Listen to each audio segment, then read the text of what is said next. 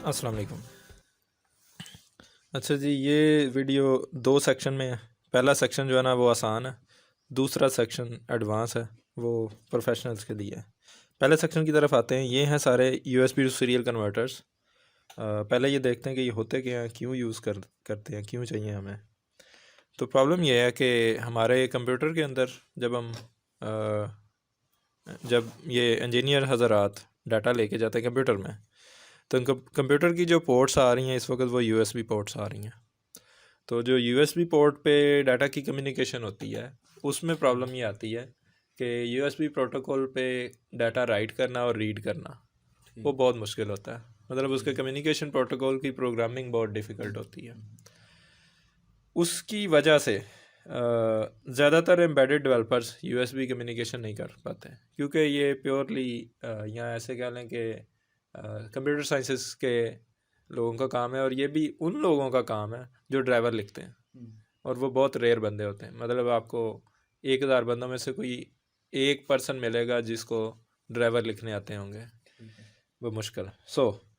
होता ये है कि इस प्रॉब्लम को ऐसे सॉल्व कर लेते हैं कि कंप्यूटर की यूएसबी पोर्ट को इस तरह के किसी डिवाइस से सीरियल में कन्वर्ट कर लेते हैं। ठीक है। अब सीरियल कम्युनिकेशन ज़्यादातर लोगों को आती है, मतलब 80% लोगों को उसकी समझ है कि ये कैसे काम करती, और उसके सॉफ्टवेयर भी बनाए जा सकते हैं। तो जो लेटेस्ट लैपटॉप्स आ रहे हैं उसमें सीरियल पोर्ट नहीं होती, उसमें फिर ये वाली डिवाइस लगा देते हैं। अब उनमें जो डिवाइसेस आती हैं उनमें सबसे पुरानी एक ये डिवाइस है और एक ये वाली है। ये डिवाइस पुराने ऑपरेटिंग सिस्टम पे काम करती, नए ऑपरेटिंग सिस्टम पे काम नहीं करती। विंडो 10 पे काम नहीं करती, विंडो 8 पे काम नहीं करती, विंडो 7 पे और विंडो एक्सपी पे काम करती रही है। तो जो पुराने प्रोग्रामर हैं वो लोग इसको यूज़ करते रहे। इसका नाम है PL2303। अच्छा, चूँकि ये विंडो 10 पे काम नहीं करती, इसका किसी ने ड्राइवर नहीं लिखा इसके लिए, उस वजह से इसका बेड़ा गर्क हो गया और ये प्रोडक्ट एक्सपायर हो गई। तो भाई बहुत रेयर जगहों पे ये प्रोडक्ट यूज़ होती है। ओके हो गया। उसके बाद दूसरी डिवाइस आई CH341। ये डिवाइस बहुत सस्ती है। Basically USB to serial converter जो है वो ये चिप हैंडल कर रही होती है, ये आईसी। तो ये आईसी बनाने वाली कंपनी आईसी भी बनाती है और उसके साथ कंप्यूटर पे इसका ड्राइवर भी लिखती है। और जब वो ड्राइवर लिखा जाता है उसके बाद इस आईसी को ना सिर्फ इस काम के लिए यूज़ किया जा सकता है, बल्कि आर्डिनो के कुछ मॉडल्स हैं उसमें इस आईसी को एज ए प्रोग्रामर भी यूज़ किया हुआ है। तो इस आर्डिनो में ये वाली जो चिप है एटमल की, ये USB टू सीरियल कन्वर्टर का काम कर रही है। ठीक है। तो जो ये वाली चिप है ये भी USB टू सीरियल कन्वर्टर का काम कर सकती है। अब चूँकि ये महंगी है, ये चिप महंगी है, इस वजह से ये वाली चिप जब इसमें लगेगी तो इसकी प्राइस वैसे ही डाउन हो जाएगी। ये वाली जो चिप है इसने इसको भी बीट किया। उसके बाद इसका सारे ऑपरेटिंग सिस्टम के लिए ड्राइवर भी अवेलेबल था। तो ये चाइनीज़ चिप थी। ठीक है। तो मेजॉरिटी मार्केट जो है इस चिप ने कवर की, ये वाली किक आउट हो गई और ये फ़ारग हो गई। तो ये बेसिकली सिर्फ सीरियल कम्युनिकेशन के लिए यूज़ हो रही है। अच्छा, उसके बाद ये वाली एक और चिप आई CPK02 के नाम से। ये क्वालिटी प्रोडक्ट थी, इसमें कुछ ड्रॉबैक्स थे। ये चलते चलते हैंग हो जाती थी। ठीक है। तो आप अंदाज़ा करें कि एक सेंसर से डाटा आ रहा है, वो कहीं सेव हो रहा है और वो इसके हैंग होने की वजह से फ़र्क हो गया। ठीक है। तो ऐसे डिज़ाइन पे ट्रस्ट नहीं किया जाता। तो जहाँ पे शॉर्ट टर्म के लिए कम्युनिकेशन हो रही हो वहाँ पे ये चिप बहुत अच्छी रहती। जहाँ पे कंटिन्यूसली डाटा की स्टेबिलिटी का मसला हो वहाँ पे फिर इस पे ट्रस्ट नहीं करते लोग। तो इस वजह से ये वाली चिप जो है इसने मार्केट में अपनी जगह बनाना शुरू की। ठीक है। और ये स्टेबल थी, इसमें स्टक होने के चांसेस कंप्लेन इसकी निस्बत बहुत ना होने के बराबर थी, बहुत कम थी। तो ये भी basically USB to serial communication का ही काम कर रही है। इसके ड्राइवर अलग हैं और इसकी पिंस भी थोड़ी सी हैं, RX CX पावर है। अच्छा, उसके बाद एक और चिप है, ये भी काफ़ी पुरानी है और इसका नाम है FT232। ठीक है। और इंटरेस्टिंगली इसके ऊपर एक्स्ट्रा पिन्स भी बनी हुई हैं। ठीक है। अच्छा, ये वो वाली चिप है जो इन सारों की जगह पे लग सकती है और इसमें कोई ऐसी फंक्शनैलिटी है जो ये सारी मिलके इसको रिप्लेस नहीं कर सकती। और वो ये है कि सीरियल कम्युनिकेशन के ऊपर सिर्फ RX TX के अलावा भी पिन्स होती हैं, हैंड शेकिंग पिन्स, मतलब डाटा चला गया नहीं गया, आ गया है, ठीक है। तो वो वाली पिन्स जो पुराने हमारे कंप्यूटर के अंदर आती थी, इस तरह के वो होते थे 9 पिन की पोर्ट्स, उसमें एक्स्ट्रा पिन्स जो थी ना, उनकी फंक्शनैलिटी इसके अंदर ऐड की हुई है, ठीक है, जो कि इनमें नहीं है। तो इस वजह से ये इस चिप में कोई स्पेशल चीज़ है जिसकी वजह से ये इन सारों को रिप्लेस करती है। ये जो एक्स्ट्रा पिन्स हैं वो इसके साइड पे मौजूद हैं, ठीक है। वो DTR हैं, RTS हैं, और एक और चीज़ है इसमें जो इसमें है और किसी में नहीं है, वो है कि ये 3.3 वोल्ट पे भी काम कर सकती है और 5 वोल्ट पे भी काम कर सकती है, ठीक है। अच्छा, 3.3 वोल्ट के लिए इसको सेलेक्ट कर लें यहाँ से, और इस चिप में ये 3.3 वोल्ट की सिलेक्शन जो है वो यहाँ पे दी हुई है। VCC को आप इधर जोड़ दें तो ये 3 वोल्ट पे चली जाएगी, इधर जोड़ दें तो ये 5 वोल्ट पे चली जाएगी। चूँकि माइक्रो कंट्रोलर्स भी 3 वोल्ट वाले और 5 वोल्ट वाले आते हैं, तो इस वजह से उस कंपेटिबिलिटी इशू को इस जंपर के ज़रिए से या इस तरीके से सॉल्व किया गया। तो इन दोनों चिप्स ने मेजर मार्केट कवर की, लेकिन इसकी स्टेबिलिटी की वजह से इसका भी मार्केट में शेयर है। सो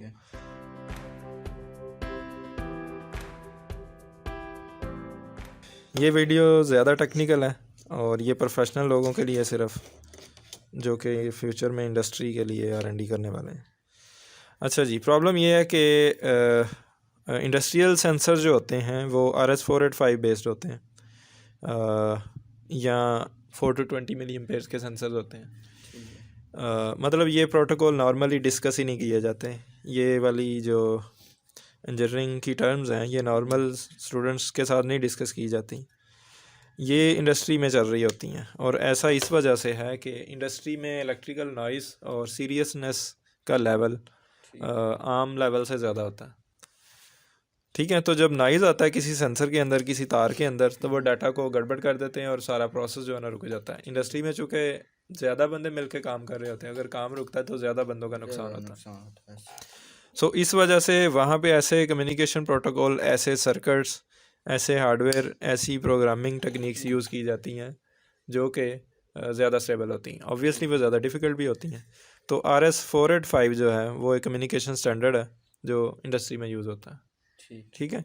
ये सीरियल कम्युनिकेशन की तरह ही है, जैसे कि हमने पिछली वीडियो में देखा था, ठीक है। सीरियल कम्युनिकेशन की चिप्स हमने डिस्कस की थी, तो उसमें जो कम्युनिकेशन प्रोटोकॉल था उसका कोई सॉफ्टवेयर लेयर और कुछ हार्डवेयर मॉडिफाई करके RS485 बनता है।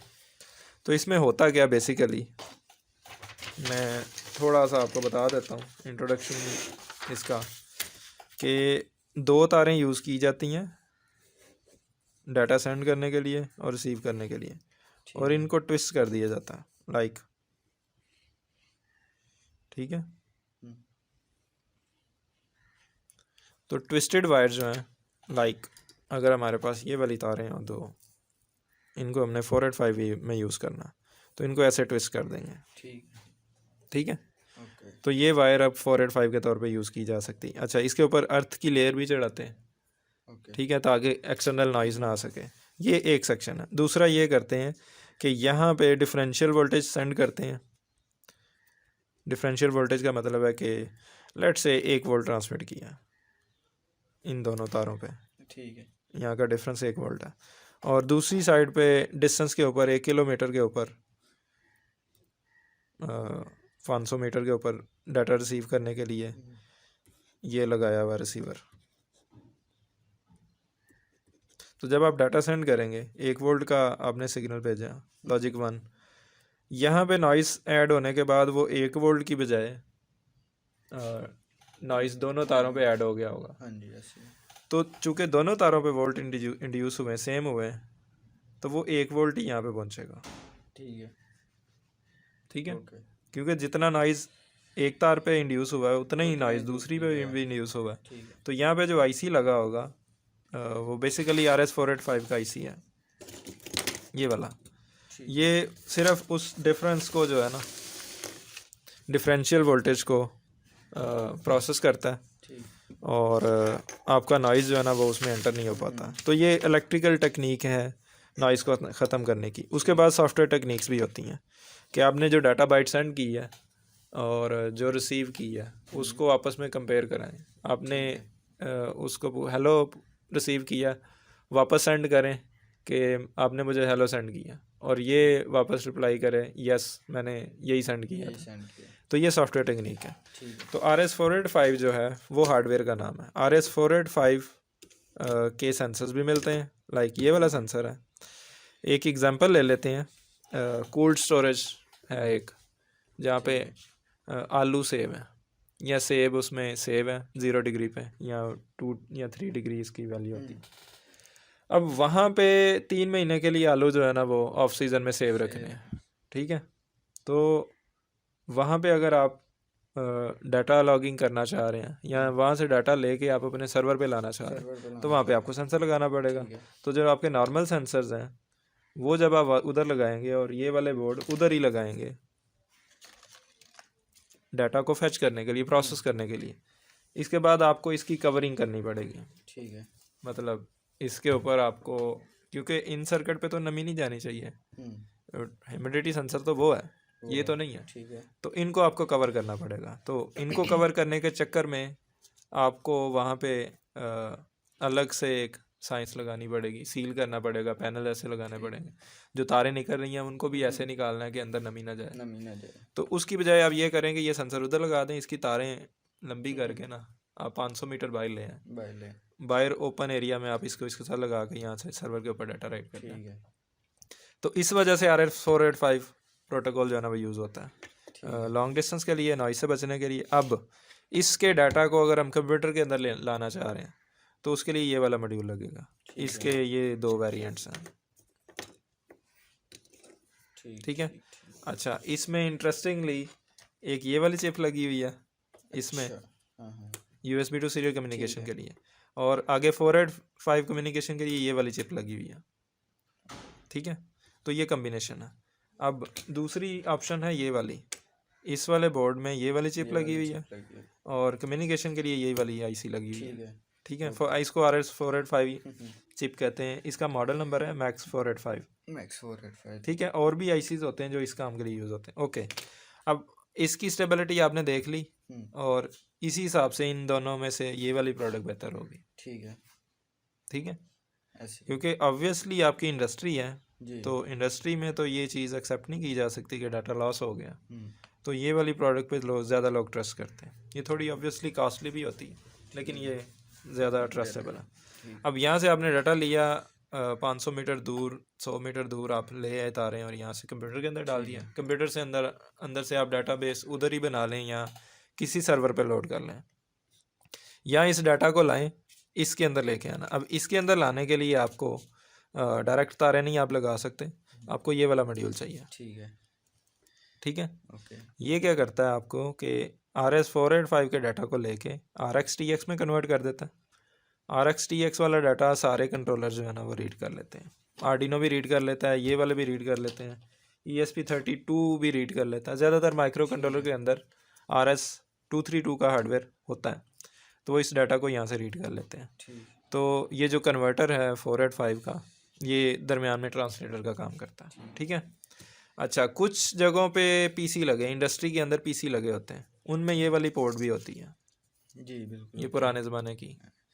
तो उसमें भी 485 प्रोटोकॉल किसी स्टेज पे चाहिए हो सकता है, तो उसमें ये वाला मॉड्यूल फिर लगता है। तो आपका 485 का डाटा इधर एंटर हो जाता है, यहाँ से डाटा आपके कंप्यूटर के अंदर एंटर हो जाता है। तो वहाँ से तारें लंबी करें, इधर लाएं और इधर से कंप्यूटर के अंदर आप डाल दें। ये मॉड्यूल हो गया। ये RS232 लेवल की सीरियल कम्युनिकेशन है। मतलब कि ये माइक्रो कंट्रोलर सीरियल कम्युनिकेशन करता है 5 वोल्ट पे, ये माइक्रो कंट्रोलर सीरियल कम्युनिकेशन करता है 3 वोल्ट पे। आपका कंप्यूटर कर रहा होता है सीरियल कम्युनिकेशन, पुराने PC जो है वो 12 वोल्ट पे कर रहे होते हैं। तो 12 वोल्ट का जो सिग्नल है उसको 5 वोल्ट या 3 वोल्ट में करने के लिए ये वाला सेक्शन यूज़ होता है, ठीक है। अच्छा, ये भी यूज़ किया जा सकता है इसी काम के लिए, इसकी रिप्लेसमेंट के लिए। तो इसके अंदर बेसिकली ये 2 चीज़ें।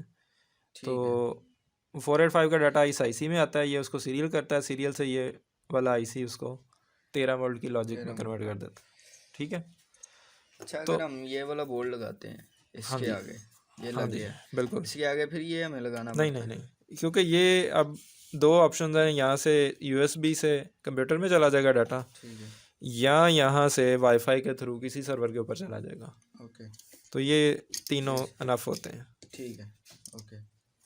तो ये 485 के सेंसर और भी किस्म के मिलते हैं, टेम्परेचर सेंसर और ह्यूमिडिटी सेंसर ये वाला। आपको करंट सेंसर मिल जाएंगे, आपको वोल्टेज सेंसर मिल जाएंगे, आपको काउंटर्स मिल जाएंगे। ठीक। ठीक है। तो जो इंडस्ट्री में जो स्टैंडर्ड है वो 485 जो है ना वो ज़्यादा स्टेबल समझा जाता है। उसके बाद और भी स्टैंडर्ड हैं। मॉडबस कम्युनिकेशन होती है। मॉडबस कम्युनिकेशन बेसिकली इसी 485 की बेस के ऊपर, 485 हार्डवेयर की बेस पे सॉफ्टवेयर प्रोटोकॉल होता है। ठीक है। जिसमें हैंडशेकिंग पावरफुल की होती है। तो वो बेसिकली सॉफ्टवेयर का नाम है। अच्छा, यहाँ तक कोई क्वेश्चन? ये भी सेम चीज़ है। जो 485 कम्युनिकेशन होती है इसमें एक प्रॉब्लम है कि आपको बस बनानी पड़ती है। आपके पास दो तार हैं, एक मुझे और पेन दो, यही दे दो। ये आपकी एक डिवाइस है, ये दूसरी डिवाइस है। इसमें से दो तारें आपकी ट्विस्टेड केबल जो है पहुंच गई उधर। इसमें करना ये पड़ता है कि यहाँ पे एक रजिस्टर लगानी पड़ती है, एक यहाँ पे लगानी पड़ती है, एक यहाँ पे लगानी पड़ती है। ठीक है। 5 वोल्ट वैसे यूज़ होता है। ये आई थिंक 180 ओम की है, ये 4.7 के की है, ये भी 4.7 के की है। ठीक है। ठीक है। और इस साइड पे आके भी एक रजिस्टर लगानी पड़ती है 180 ओम। ठीक है। अब दरमियान में और भी डिवाइसेस लग जाती हैं जो कि अपनी अपनी दो दो तारें इधर जोड़ लेती हैं। तो इन्हीं दो तारों के ऊपर 32 डिवाइसेस तक आप यूज़ कर सकते हैं। ठीक है। लेकिन स्टार्टिंग एंड और एंड पे ये रजिस्टर कम्बिनेशन लगना चाहिए। ठीक है। अब आप देख रहे हो कि इनमें से किसी में भी ऐसी कोई चीज़ नहीं दी हुई, रजिस्टर नहीं दिए हुए। तो जो ये वाला बोर्ड है ये हम लोगों ने खुद डिज़ाइन किया था इस प्रॉब्लम को सॉल्व करने के लिए। लेकिन पाकिस्तान में चूँकि अभी लोग इतना ज़्यादा इस बोर्ड पे काम नहीं करते, इस प्रोटोकॉल पे काम नहीं करते, तो इस वजह से इसकी प्रोडक्शन हमने बंद कर दी। खुद हमने किसी प्रोजेक्ट में यूज़ किए थे ये, क्योंकि ये रजिस्टर ही हैं, लोग वैसे भी तारों के ऊपर हवा में लगा देते हैं, तो उस वजह से ये बोर्ड भी रखा हुआ है। और कोई question? Okay, thank you for watching. अल्लाह हाफिज़।